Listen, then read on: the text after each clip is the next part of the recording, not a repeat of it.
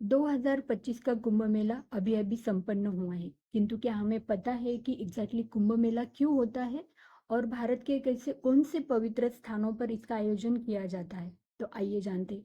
कुंभ मेला जो है वो बहुत ही महत्वपूर्ण हिंदू तीर्थ यात्रा है, जो भारत के 4 अलग अलग स्थानों पर इसका आयोजन किया जाता है। पौराणिक कथाओं के अनुसार जो अमृत मंथन हुआ था, देव और दानवों के बीच में जो अमृत के लिए युद्ध हुआ था, वो लगातार 12 दिन तक चला। और ऐसा ऐसा भी माना जाता है कि देवताओं के 12 दिन मनुष्य के लिए 12 साल बराबर होता है। तो इसलिए जो कुंभ मेले का आयोजन है वो 12 साल में एक बार होता है। और अमृत मंथन के टाइम पे अमृत की बूंदें हैं वो भारत के 4 अलग अलग पवित्र स्थानों पर गिरी थी। और इसकी वजह से उसी स्थानों पर ये कुंभ मेले का आयोजन किया जाता है। तो आइए जानते हैं कि वो कौन सी पवित्र स्थान है जहाँ पे कुंभ मेला आयोजित किया जाता है। पहले नंबर पर है हमारा प्रयागराज, जो कि 2025 में उसका आयोजन किया है कुंभ मेले का, जिसमें गंगा, यमुना और सरस्वती जो त्रिवेणी संगम है वहाँ पे है, जिसे हम कुंभ नगरी भी बोलते हैं। दूसरा जो पवित्र स्थान है वो है हमारा हरिद्वार, जो कि गंगा नदी के तट पर है। तीसरा जो है वो उज्जैन, जो शिप्रा नदी के तट पर है। और चौथा जो है वो नासिक, जो महाराष्ट्र में आता है और गोदावरी नदी के तट पे।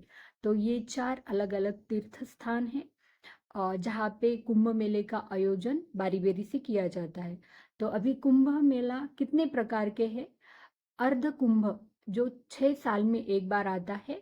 कुंभ मेला, जो 12 साल में एक बार आता है। और महाकुंभ, जो 144 साल बाद एक बार आता है। कुंभ मेला दुनिया का सबसे बड़ा शांतिपूर्ण जमावड़ा माना जाता है, जहाँ पर दुनिया भर से करोड़ों श्रद्धालु आकर इस पवित्र नदियों में स्नान करते हैं।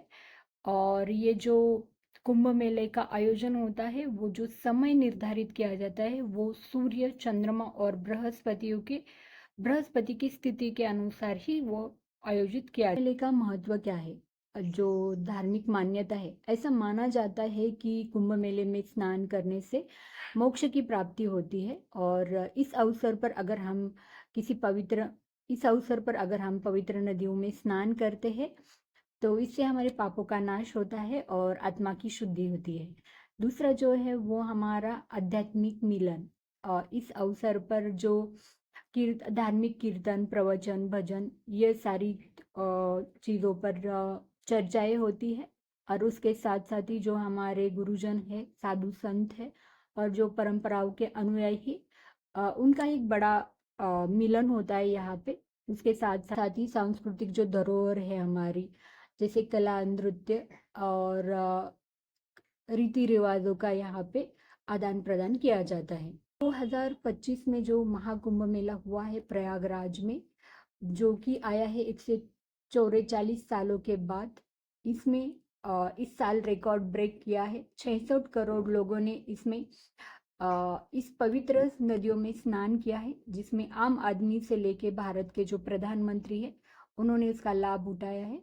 और जो महाकुंभ का आयोजन था वो 13 जनवरी से लेके 26 फरवरी तक था। हम सब ने देखा कि महाकुंभ मेले में स्नान करने से बहुत अच्छी चीजें होती है, बट उसके साथ साथ कुछ बुरे भी हमें एक्सपीरियंस हुए हैं। जैसे कि इस महाकुंभ का आयोजन करते वक्त बहुत सारे संसर्गजन्य रोग भी हम सब लोगों को हो सकते हैं। प्लास्टिक का बहुत ज़्यादा यूज हुआ है। बहुत क्राउड होने की वजह से लोगों को धक्का मुक्की भी हो सकती है और लोगों की हानि भी हो सकती है। जीवित हानि हुई है, भौतिक हानि हुई है, पर्यावरण के लिए भी हानिकारक है।